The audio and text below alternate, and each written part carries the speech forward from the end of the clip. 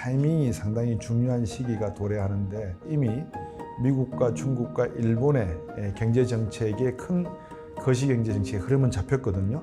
통화건 재정이건 다 팽창하겠다는 거고요. 그러면 이 푸는 돈이 어떻게 결과를 맺을까? 투자를 한다 그러면 여러분들에게 어느 시장을 권장해 드릴 수 있겠느냐?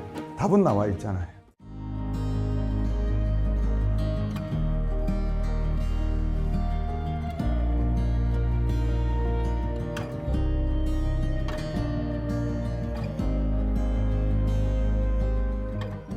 안녕하세요, 박사님. 이제 2026년입니다. 2025년은 어떻게 보내셨고 2026년은 어떻게 보내실 예정이실까요? 2025년 한 해는 얼스 얼라이언스 덕분에 한판 잘 놀았던 해라고 기억이 되고요. 2026년은 어떻게 하면 더 재밌게 놀까를 고민 중에 있는 한 해가 될 것 같습니다. 근데 주역 아세요? 혹시? 주역 들어보셨죠? 괴 보는 거. 2026년은 병오년이잖아요. 병자도 주역으로 풀면 불화자예요. 오자도 주역으로 풀면 불화자예요. 두 개의 불이 하늘과 땅에서 만나는, 동시에 펼쳐지는 그런 세상이거든요. 생각해 보십시오. 하늘에서도 불이 있고 땅에서도 불이 있으면 가운데 있는 물체는 어떻게 될까요? 모든 것이 다 밝혀지는, 숨길 수 없는 그런 세상이 된다, 이런 의미가 되지 않겠어요? 결국은 진실이 드러나는 그런 한 해가 될 거라고 보고요. 2026년 병오년에 긍정과 부정이 다 존재하기 때문에 될 수 있으면 여러분에게는 불확실성에 대해서 조금 미리 말씀드릴 수 있는 기회가 됐으면 하는 생각이고, 긍정적인 측면이 있으면 또 여러분에게 미리 대응할 수 있도록, 긍정적인 설계를 하실 수 있도록 기회를 같이 만들어가는 그런 한 해가 됐으면 하는 생각입니다. 2025년 막바지에 저희가 실전반을 오픈했는데 이 실전반은 박사님께서는 어떤 의미로 지금 임하고 계시는지? 실전은 제가 우리 얼스 얼라이언스에 먼저 제안을 해드렸어요. 왜냐하면 프리미엄이라고 하는 나름대로의 경제학교를 운영을 하면서 두 개의 반을 운영을 했는데 부족한 게 그거더라고요. 타이밍이 상당히 중요한 시기가 도래하는데 여러분의 눈빛에 불안한 흔들림도 보았고, 어떤 분들은 편안한 내용도 봤거든요. 편안한 분들은 저를 믿고 따라와 주시는 분들이고, 또 제가 말씀드리는 것에 신뢰를 주시는 분들인데, 눈빛이 조금 흔들렸다라고 하는 표현은 내가 타이밍만 적정히 잘 잡으면, 이거를 어떤 면에서 보면 어려운 시기에 좀 딱국질할 때 내가 미리 나왔다가 또 어떤 시절에 딱국질을 피하고 또 들어가고 하면은 나름대로 또 이익이 나지 않을까, 이런 생각들을 하고 계시는 분들이 계시더라고요. 그래서 제가 생각하다가 그 타이밍을 맞추는 거는 그거는 뭐 도저히 불가능한 일이거든요. 그렇죠. 방금 제가 2026년 병오년이 아마 불의 해가 될 거다라는 말씀을 드렸잖아요. 좀 더 우리가 투명해지는 그런 세상에 다가갈 것 같아요. 그런 의미에서 이미 미국과 중국과 일본의 경제 정책에 큰 거시 경제 정책의 흐름은 잡혔거든요. 통화건 재정이건 다 팽창하겠다는 거고요. 유럽은 금리는 더 이상 내리지도 않겠다라는 거고, 재정은 확대로 가고 있지 않습니까? 방위비가 전부 다 5% 늘릴 정도니까. 그래서 모든 세계가 지금 돈을 다시 푸는 세상으로 가는 거예요. 그러니까 대한민국도 돈을 풀겠다는 거죠. 그러면 이 푸는 돈이 어떻게 결과를 맺을까? 그리고 돈 푼다고 해서 같이 덩달아 돈을 풀었다가 잘못되는 건 아닐까? 아니면 이왕 풀 바에야 왕창 풀어버리는 게 좋지 않을까? 우리나라에 새로운 여러 가지 변화가 있는 것 같아요, 내년도에. 근데 그런 점들을 이렇게 보면서 여러분들에게 드려야 될 말씀이 있을 것 같거든요. 그래서 2026년에 제 생각엔 얼스 얼라이언스와 함께 실전반을 통해서 조금 더 구체적이고 전략적인, 그리고 전술적인 내용도 함께 말씀드릴 수 있는 정예부대를 좀 만들어 볼까 하는 생각을 제가 해봤습니다. 100% 완벽할 수는 없겠지만 그래도 가능한 한 여러분들과 함께 집단지성을 통해서 시점, 그 다음에 불확실성에 대한 판단, 그리고 거기에 대한 대응 전략, 분산 투자를 할 것인지 해칭을 할 것인지, 만약에 분산을 한다면 어떻게 자산을 나눌 것이며, 해칭을 한다면 어떤 툴을 이용해야 될 것이며, 이런 내용을 좀 더 세부적이고 구체적으로 말씀드릴 수 있는 기회를 가졌으면 하는 의미에서 제가 실전반을 시작하게 됐다라고 말씀드리겠습니다. 그러면 저희 경제학교에서 사실 실전반 전에도 경제자유반 그리고 마스터반 이렇게 해서 사람들 많이 만나보셨잖아요. 네.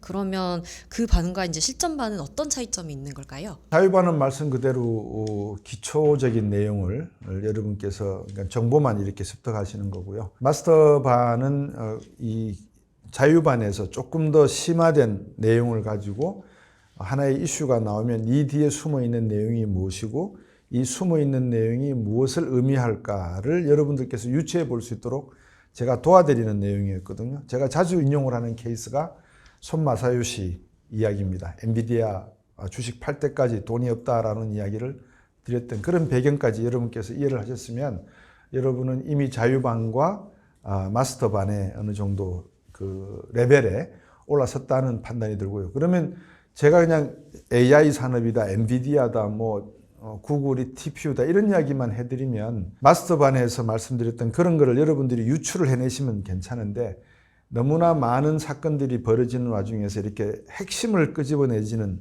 못하실 것 같아서 실전반에서는 만약에 곽수정의 경제학교에서 AI라고 이야기했다. 그러면 그 AI가 발전에서부터 송배전에 이르기까지 변압기까지 또는 삽과 곡괭이가 어떤 것들이 있는 것 또 플랫폼 시장은 어떤 게 펼쳐질지 이런 전반적 내용들을 여러분 스스로가 한번 판단해 보시고 저하고 이렇게 공부하는 과정 속에서 한번 확인해 가시는 그런 방향으로 제가 좀 잡고 싶었어요. 그러니까 제가 여러분에게 이렇게 뭔가 밥을 떠서 이렇게 드리는 것도 중요한 일이지만 가급적이면 여러분들께서 스스로 알아내시는 그 길을 시기 쉬운 말로 있잖아요. 거물을 드리는 것보다 거물 짜는 방법을 가르쳐 드린다는 그래서 그 방법을 조금 더 실전적인 의미에서 말씀을 드릴까 해서 새롭게 한번 준비를 해봤습니다. 내용은 좀 더 구체적일 것이고 좀 더 투명하게 논의가 될 것이고 좀 더 미시적일 것이고 그렇지만 그러한 판단의 배경에는 자유반과 마스터반에서 여러분이 익히셨던 그 내용을 배경으로 한다는 것은 여러분께서 이해를 해 주셨으면 좋겠습니다. 경제 얘기로 돌아와가지고 올해도 AI가 굉장히 붐이었지만 내년도도 AI가 앞으로 이끌어 갈 것이다. 혹은 버블일 것이다 라는 얘기가 되게 많아요. 그런 것에 대해서도 이제 실전반에서는 얘기를 해주시나요? 그럼요. 제가 AI 이야기 할 때 이렇게 늘 피라미드 이야기를 하잖아요. 그럼 여기에 데이터 센터가 있고 여기에 플랫폼 회사들이 있고 여기에 AI의 꼭지점이 있는데 이게 GAI 또는 AGI 이렇게 이제 나뉘어지게 되거든요. 지금 AI는 LLM 모델로 되어 있다라고 말씀을 드렸잖아요. 네, 라지 랭귀지 모델이에요. 근데 이게 이제 이렇게 진화될 걸로 보이거든요. 생성형 AI 모델, 그 다음에 AI 에이전트형으로 이제 갈 거예요. 이 두 가지를 가장 잘 대변하는 일반적인 상품이 뭐가 될지는 우리가 휴메노이드 이렇게 표현하기도 하는데 로봇 산업이 될지 뭐가 될지 또 바이오 쪽으로 갈지 이건 이제 퀘스천 마크가 존재하는 거죠. 근데 지금 투자가 일어나는 부분은 이 부분이에요. 사실은. 이 부분이 지금 이거를 건너뛰고 이렇게 넘어가는 상황이거든요. 그러니까 여기에는 데이터 센터를 지으려고 그러면 파워 제너레이션도 필요하잖아요. 발전소. 그럼 여기에는 송배전 설비도 필요하거든요. 이렇게 전기줄 연결이 돼야 되는 거고요. 여기에 광물도 필요하죠. 구리 같은, 그죠? 그러니까 이런 모든 전반적인 내용들이 자유토론반이나 마스터반에서는 그냥 이런 거는 생략을 하고 이런 기업들이 있으니까 삽과 곡괭이를 파는 기업들이 여기에 있다는 건 제가 말씀을 많이 못 드리거든요. 그래서 이 내용만 제가 말씀을 드렸어요. 이렇게 방향이 간다. 이 정도. 그러면 실전반에서는 이 플랫폼에서도 경쟁이 일어나고 있거든요. 앞으로도 경쟁이 치열하게 벌어질 것 같아요. 이미 2025년 말에 구글하고 챗GPT하고 경쟁이 오픈 AI하고 경쟁이 벌어지고 있다는 것. 두 개가 TPU, GPU가 싸움이 벌어지고 있다는 것. 이거 말고도 제가 세라브라스라고 하는 기업에서 8인치 와이퍼에다가 그냥 트랜지스터 박아버리는 그런 형태의 칩, 데이터 센터에 들어가는 칩 생산도 이루어질 것이다 라고 말씀을 드렸죠. 그러니까 모든 경쟁들이 AI 중심에서 이루어지는데 지금까지 자유반과 마스터반에서 했던 이야기는 기본적인 토대만 제가 말씀을 드렸어요. 그럼 실전반에서는 제가 스위스 16도 말씀을 드렸잖아요. 마지막에 그 기업들의 위클리 또는 monthly 데이터를 한번 추적해 보는 거죠. 그래서 과연 얘들이 경쟁이 어떻게 될 것인가. 제가 볼 때는 결론은 나와 있어요. 오픈 AI도 망하지 않을 것이고 구글도 망하지 않을 것이고 두 개 체제로 갈 것인지 아니면 삼두 체제로 갈 것인지 과두 체제로 갈 것인지 여기에 대한 판단이 있어야 되는데 쌍두 체제로 가든 과두 체제로 가든 누군가 하나는 리더가 존재하기 마련이잖아요. 그러니까 우리가 그 리더를 잘 뽑아야 되거든요. 그러니까 리더는 아마 여러분들하고 학습하는 과정 속에서 충분히 나올 것 같다. 그리고 삽과 곡괭이를 파는 기업들은 이들 기업들에게 무언가를 지급하는 기업인데 여기서 여러분들이 질문이 계시잖아요. 그러면 삼성도 관련이 있고 SK 하이닉스도 메모리 반도체 HBM을 만들어내니까 앞으로 유망하지 않습니까? 라고 하시잖아요. 여기서 보셨잖아요. 뭘 보셨어요? TPU가 왜 개발이 됐죠? GPU가 잘 나가는 걸 보니까 이게도 뭔가 틈새가 있구나 그렇게 생각을 했잖아요. 그러니까 삼성이 HBM 나가면 이 HBM이 영구 무한할 거라고는 장담 못하죠. 그럼 누군가는 HBM을 대응할 새로운 메모리 반도체라든지 고대역 광역폭 메모리를 만들어내겠죠. 그 기업이 있지 않겠는가? 누가? 화웨이 같은 친구들이 그냥 있겠냐 이거죠. 중국에서. 그래서 중국이 반도체 굴기에 실패했다라는 판단들을 많이 하시는데 만약에 TSMC가 중국으로 간다면 어떤 일이 벌어질까요? 그러니까 2027년이 그 고비라는 거죠. 지정학적 리스크와 함께 미국과 중국이 쌍두마차 체제로 21세기를 가려고 하는 데 있어서의 결정적인 시점이 27년이고 AI 관련된 여러 가지 산업들의 변화가 일어날 수 있는 시점이 27년이다. 그런 관점에서 실전반에서는 좀 더 구체적이고 시나리오별로 대응책을 마련해야 될 그런 내용들을 여러분과 다룰 겁니다. 어쨌든 저희가 AI가 중요하다고는 얘기하지만 사실 이런 AI 구조에 대해서도 잘 모르고 계신 분이 많은 것 같아요. 그러면 이런 구조에 대해서부터 차근차근 모두가 이제 알아갈 수 있는 것이죠. 자, 그러면 제가 AI 산업을 시작과 끝이라고 생각되는 내용을 제가 한번 설명을 이 보드에다가 시작을 해볼게요. 우리가 암호화폐를 하면서 그죠? 블록체인 이야기를 많이 했잖아요. 이 개념이 어떤 개념으로 응용이 되는지 제가 설명을 드릴까 하거든요.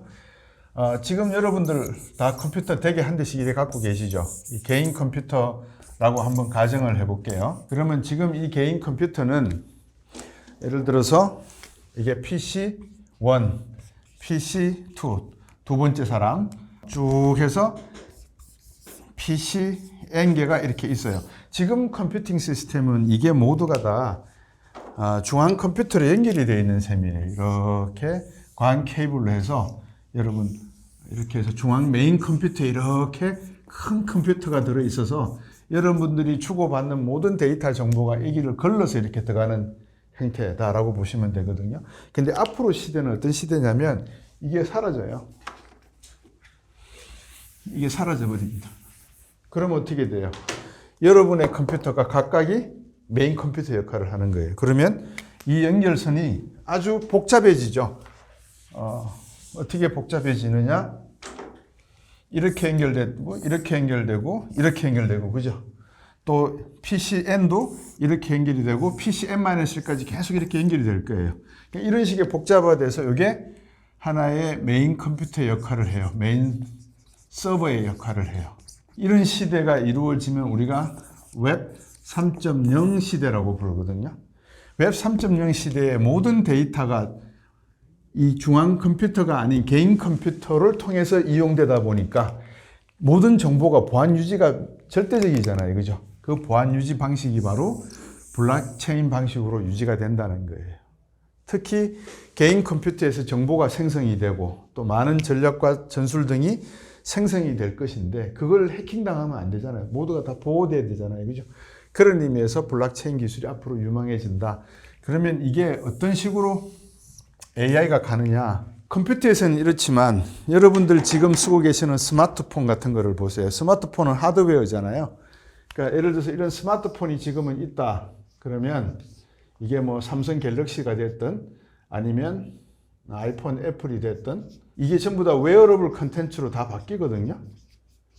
웨어러블 디바이스라 그러죠. 기계로 다 바뀌어요. 그래서 안경이 이렇게 생기면 이제 안경만 껴도 이 안경에서 하나의 스크린이 뜨는 거고요. 그 다음에 웹 3.0이 이루어지면 웹 3.2이 뭐가 나오냐면 6G 시대가 이루어져요. 그럼 6G 시대가 이루어지면 최근 여러분 그 마술 영화 나온 거 있죠. 거기에 보시면 어떤 장면이 나와요. 그렇죠. 홀로그램 이야기가 나오죠. 예, 6G 시대가 되면 홀로그램까지 연결이 돼요. 그러니까 앞으로의 시대는 이거를 바탕으로 해서 스마트니스가 강조가 돼요. 이 스마트니스라는 건 뭐냐면 여기까지는 인텔리전트예요. 정보가 많이 모여서 정보의 홍수. 그러니까 인텔리전스 그러면 정보잖아요. CIA 그러면 Central Intelligence Agency, 인텔리전스예요. 정보가 많이 모여졌다면 앞으로는 스마트니스라고 하면은 이 정보 중에서 옳은 것만 걸러내는 시대가 오는 거예요. 그 옳은 것을 걸러내는 시대가 돼야지만 이 로봇이 존재하면서 내가 원하는 방향으로 얘가 움직일 수 있고 선택해서 행동을 할 수 있는 거예요. 안 그러면 이 정보의 홍수 속에서 얘는 항상 어떨 때는 헐루시네이션도 가능하거든요. 그죠? 환각 현상도 막 일으킨단 말이에요. 피싱도 막 만들어내고. 그래서 이런 형태의 흐름 과정 속에서 제가 여기서 뭘 강조했죠? 블록체인 기술이 계속 이어갈 것이다 라고 했으니까 무엇이 채굴이 될 가능성이 높아요? 그렇죠? 비트코인이 채굴될 가능성이 높죠. 그럼 비트코인이 시간이 많이 걸리잖아요. 정통성은 있는데, 그러니까 이게 시간적으로 세이브하기 위해서는 이더리움이라고 하는 체계, 프루프 오브 스테이킹 체계가 보완이 될 수가 있다는 거죠. 그래서 그런 의미에서 이 두 개는 제가 암호화폐를 설명을 드렸을 때 오프라인으로 중요성에 대해서 또는 효용성에 대해서 설명을 드렸기 때문에 이 두 개 외에는 절대적으로 하지 말라는 말씀을 강조를 해드렸고, AI 산업이 이렇게 웹 3.0과 6G 시대로 밀려가면서 스마트의 시대로 가게 되면서 여기에 필요한 많은 내용들이 있는데 삽과 곡괭이가 뭘까요? 여기서 모든 게 다 뭐로 움직여요? 전기로 움직이잖아요. 그러니까 이 전기를 뭐로 서플라이 할 거냐요? 이 결정을 해야 돼요. Supply of electricity. 이거를 뭐로 할 것이냐? 태양광, 풍력, 화력, 아니면 SMR. 어떻게 생각하세요? 이게 불가피하지 않겠어요? 어떤 면에서 보면? 그죠? 안정적으로 가야 되거든요. 전기도 질이 다 다르답니다. LPG로 생산한 전기, 석탄으로 생산한 전기, 태양광으로 생산한 전기가 품질이 다 달라요. 전기도 다 똑같은 전기가 아닙니다. 그런 의미에서 이 데이터 센터에 관리하고 있는 모든 내용들을 제대로 유지하기 위해 365일 24시간 유지하기 위해서는 SMR에 의한 기본적인 전력 공급이 필요할 것이다 라는 말씀을 드리는 거고요. 여러분들 중에서 개인 컴퓨터가 전부 다 이렇게 독립된 중앙 컴퓨터 역할을 한다는데 데이터 센터가 왜 필요합니까? 여러분들께서 이런 질문이 생기실 거예요. 이렇게 개인 컴퓨터가 모두가 다 중앙 컴퓨터 역할을 한다는데 굳이 데이터 센터가 왜 필요할 거냐라고 질문을 하실 거 아니겠어요? 근데 이 개인 컴퓨터는 그런 역할을 한다고 쳤을 때 얘 개인 컴퓨터가 명령을 내리잖아요. 누구에게? 이런 애들에게 명령을 내려요. 휴메노이드나 로봇이나 뭐 드론이나 여러분 또 웨이모 같은 무인 자동차. 이거는 개인 컴퓨터에서 나가는 게 아니잖아요. 그죠? 그러면 이 개인 컴퓨터에서 주고받는 데이터의 내용을 만약에 DC로 연결을 하면 데이터 센터에 중앙 컴퓨터에다가 연결을 시키면 어떤 일이 벌어질지에 대해서도 이런 일이 벌어질까 안 벌어질까도 생각해 봐야 되잖아요. 저는 일어난다고 보거든요. 그러면 이 데이터 정보를 이렇게 줄 때 어떻게 줘야 돼요? 역시 보안이 유지돼야 되잖아요. 그런 개념들이 이제 법적으로 만들어질 거예요. 그래서 리걸 이슈도 상당히 중요해집니다.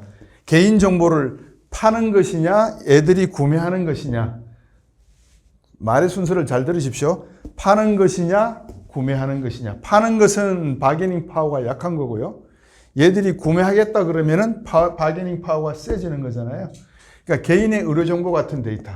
이게 의료기관들이 들고 있는데 이걸 데이터 센터가 예를 들어 서울대학교 의과대학 분당의료원에서 샀다. 내부에서 공급을 해주고 있다. 그러면 개인들에게 허가받아야 되잖아요. 이게 전부 다 앞으로는.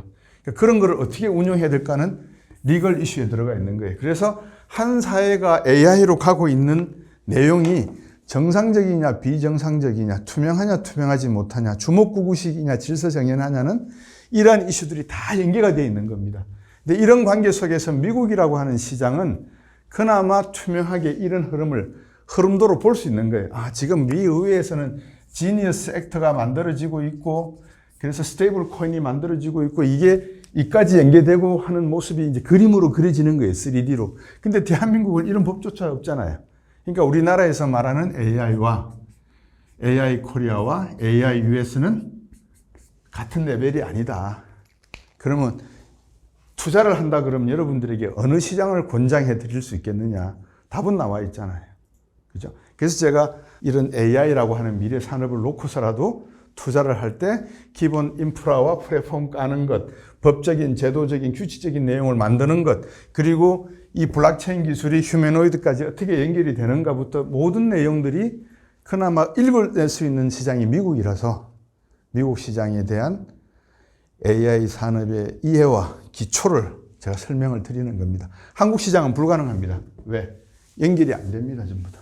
그냥 카드라는 통신, 기대감, 로봇 이름이 붙어 있으니까 이거 하겠지. 우리나라에 자동화 설비를 하는 회사를 다니면서 물어보세요. 중요한 로봇은 어디서 가져오는지 다 독일산, 일본산입니다. 그런 의미에서 놓고 보면 우리나라 제조업의 많은 부분이 자동화되어 있어서 그 자동화된 로봇의 어떤 기능의 빅데이터를 팔아먹는 데는 도움이 될 수 있겠죠. 그래서 아마 아마존 웹 서비스가 울산에다가 SK와 짓겠다고 한 이유도 그런 데 있을 수가 있습니다. 그런데 근본적으로 우리나라의 데이터 센터의 역할, AI 산업으로 휴머노이드까지 이어지는 바이오 산업에 이어지는 우주 항공 산업에 이어지는 그 AI의 역할은 한정적일 수밖에 없다. 매우 한정적이고 매우 특화된 분야일 수밖에 없다. 미국 쪽에다가 그런 분야를 우리가 받아낼 때는 우리가 먹고 살 수가 있지만 마치 반도체처럼 미국 쪽에서 그것마저 주지 않으려고 할 때는 우리 경제는 상당히 혼돈스러운 그런 구조조정의 기간을 겪어야 될 수가 있다. 그렇게 되면 금리, 환율 다 뛴다. 그런 점에서 어떨 때는 실물 경제가 금융으로, 또 어떨 때는 금융이 실물 경제로 서로 영향을 주고받을 수 있다. 그 시작점이 어쩌면 2026년이 될 수도 있고 2027년이 될 수 있다라는 말씀을 실전반에서 좀 더 강조해 드릴 겁니다.